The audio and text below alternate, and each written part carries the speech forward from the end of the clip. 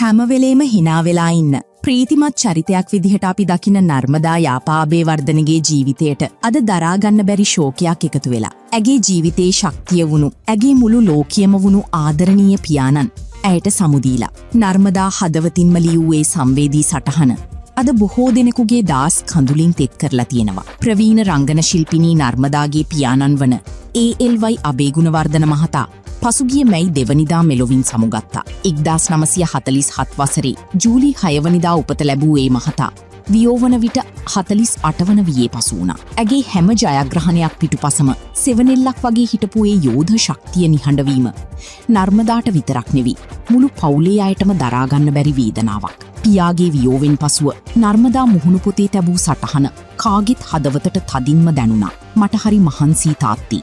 මට තනියම දරා ගන්න බෑ කියලයි ඇයි සටහන ආරම්භ කරලා තිබුණේ. ජීවිතේ අමාරුම තන්වලදී බොහෝ දෙනා තමන්ව අතහැරලා ගියත් තමන් අසලම හිටපු ආදරණීය පියා තවදුරටත් තමන් අසල නැති බව ඇයි හරිම හැඟීම්බරව ලියලා තිබුණා.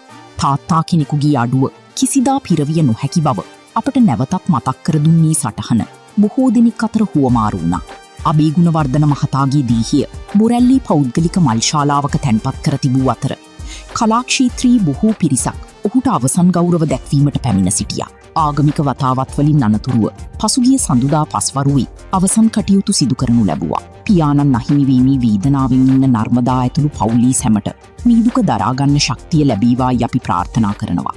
මියගියේ පියාණන්ට අජරාමර නිවන් සුව ආත් වේවා. මෙවැනි තොරතුරු දිනපතා දැනගන්න අපව සබ්ස්ක්‍රයිබ් කරන්න.